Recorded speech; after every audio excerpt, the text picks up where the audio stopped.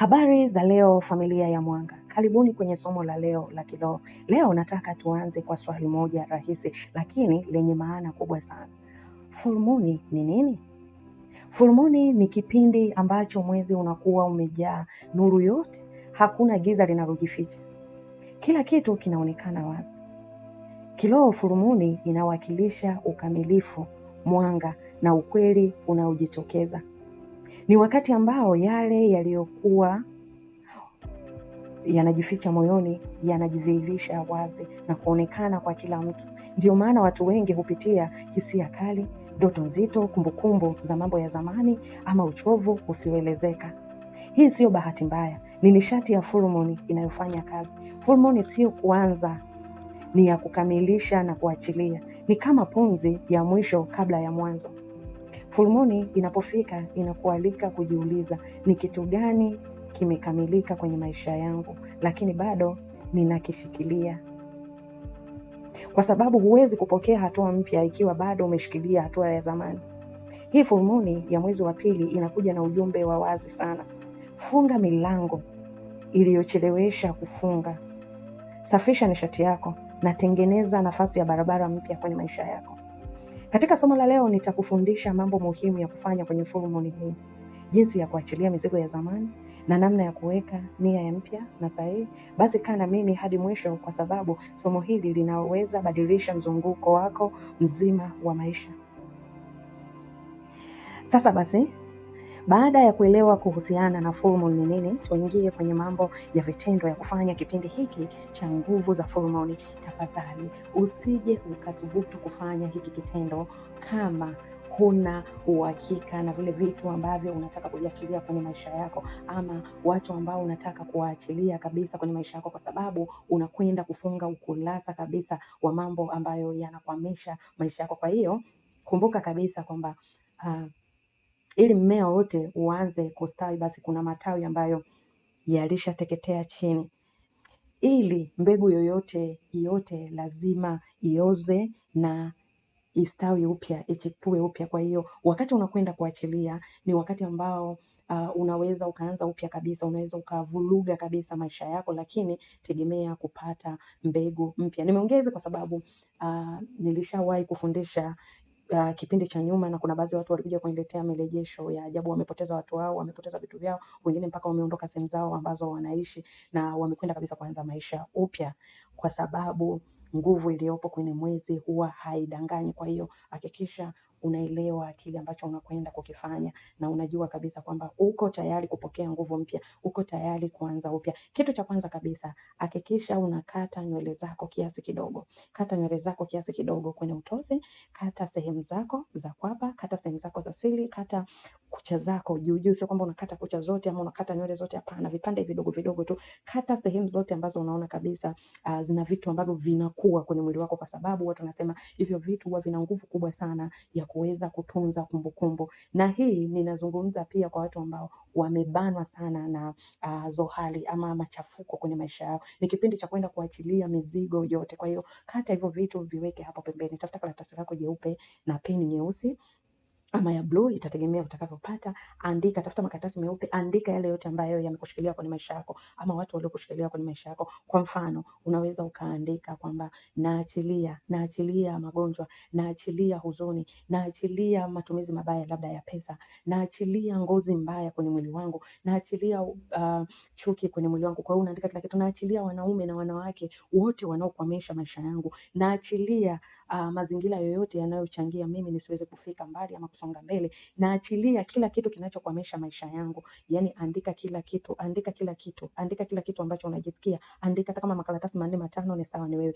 Chukua vile vitu vingine vyote ulivyovikata, nywele kidogo zote uzipata za kwa pani, sehemu za siri zote, kila kitu weka kwenye hilo karatasi. Ukishaweka kwenye hilo karatasi ambayo makaratasi, chukua maganda ya kitunguu saumu tu pia hapo, choma moto nje. Na unapochoma ona kabisa kwamba vile vitu vinatoweka kwenye maisha yako. I say usijaribu hiki kitu kama hauna uhakika wa kuachilia maisha ambayo uko nayo, kama una uhakika wa kuachilia watu ambao wamekuzonga kwenye maisha ambako wanakwamisha maisha yako, kama unawapenda sana, usije ukafanya hiki kitu, kwa sababu kinakwenda kuondoa, kinakwenda kutoa kabisa hizo takataka zote zinakwenda kutoa na zinaondosha kila kitu chochote kile ambacho kitakwamisha maisha yako. Tegemea kitatoweka kwenye maisha yako, tegemea kitaondoka kwenye maisha yako sasa hivi ninavyoongea. Utakapomaliza tu hilo zoezi, tayari hivyo vitu vinakuwa vimeshajiondoa kabisa kwenye maisha yako. Na ukishamaliza hapo, chukua chumvi yako, weka maji hapo, tupia ile chumvi ya mawe. Kama una malimao, kata vipande hata vitatu, dumbukiza humo. Kama utakuwa na mkaa ambao ulizimika wenyewe, chukua vipande tupia humo. Ama kama una dawa yoyote ambayo inatumika kuondosha nuksi magugu kwenye mwili wako, weka. Ama kama una chumvi tu, weka tu hiyo chumvi. Anza kuendelea kuongea tena, naachilia hivi, jioshe kabisa. Mimi kuanzia sasa hivi navuta mwanga mpya. Oga, nuia huku, oga huku, unajisemea yale yote. Kuanzia sasa hivi naachilia magonjwa, naachilia oga kwenye mabega kushuka chini, malizia kichwani. Ukishamaliza kufanya hivyo, anza kujiona wewe sasa ni mpya. Kama una mafuta yote ya asili, una mafuta ya nazi, una mafuta mzaituni, paka kwenye mwili wako wote. Ukishamaliza kupaka, kaa chini, tulia, vuta pumzi yako. Kama utashindwa kuvuta pumzi, weka hata mziki kidogo, cheza ukifurahia maisha upya ambayo yameanza. Kisha kaa chini, anza kuandika mambo mazuri unayojisikia huko, ukiwa umeweka mziki labda mzuri ambao unaona wewe unanyanyua ile nguvu yako ya ndani. Andika taratibu yale ambayo unajisikia sasa kuwa nayo, kwa sababu yalikuwa hayaji kwa sababu ya vizuizi ambavyo vilikuwepo. Hakuna chakula, yani huwezi ukaweka chakula juu ya sahani chafu, lazima usafishe. Kwa hiyo kuna baadhi ya watu wanakuambia, mbona mimi naomba, mbona mimi nafanya nini, hakuna kitu kinachotimia. Ni kwa sababu ya ule uchafu uliopo ndani ya mwili wako. Kwa hiyo ukisha andika, anza kuandika sasa. Tuseme ukishamaliza kuanza kuandika yale sasa ambayo unajisikia. Kwa mfano, sasa hivi nina pesa nyingi sana, sasa hivi nina mwanaume anayenipenda, anayenijali, anayenisikiliza, hivyo andika vile unavyojisikia. Sasa hivi nina wateja wengi sana, nina wateja wanaokuja wananunua bidhaa. Sasa hivi nina afya njema sana, ninajisikia vizuri. Sasa hivi nina fulani, nina amani. Sasa hivi nina nyumba nzuri, ninaishi, ninajisikia kupata. Sasa hivi nina gari nzuri hivi na hivi, nina namba fulani liko hivi na hivi, ni jipya kabisa, najisikia vizuri sana kuwa katika hili gari, najisikia amani sana kuwa katika hili gari. Andika kwenye hicho kitabu chako cha miujiza. Wewe unakiita kitabu cha miujiza. Kwa hiyo andika, kwa sababu hapo tayari utakuwa na furaha. Andika kila unachojisikia. Ukishamaliza kuandika, chukua kitabu chako, tunza hicho kitabu. Utakuwa sasa unakisoma, yale uliyoandika utakuwa unasoma kila unasoma unapotaka kwenda kulala na unapokwenda kuamka. Unaweza kuwa unasoma, sio lazima kila siku, lakini pendelea kukipitia, kukisoma. Kadri unavyozidi kuwa unakisoma, unapolala, unaamka,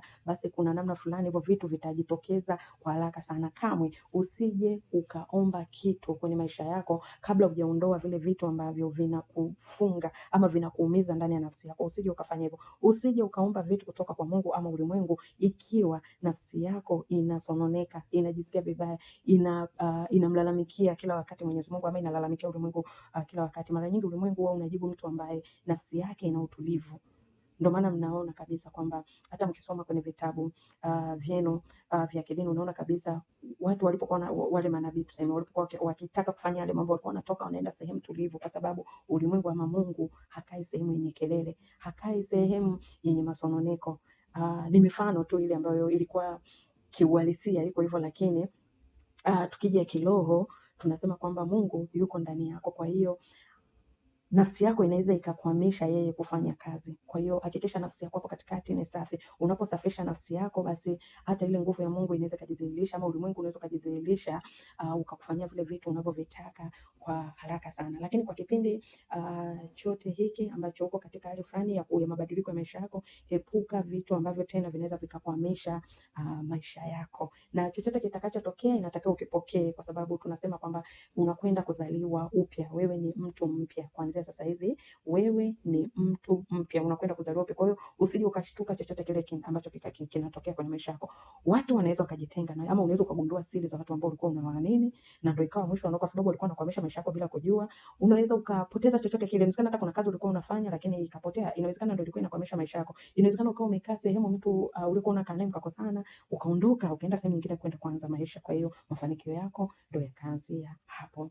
itumie hii nguvu vizuri. Kwa hiyo unaweza ukafanya leo, usiku wa leo, kama hivyo vitu utakuwa navyo hapo nyumbani sasa hivi baada ya kutazama hii video, unaweza ukafanya kesho, mwisho kesho kutwa. Hakikisha hili zoezi unalifanya usiku na unamaliza kabisa hili zoezi.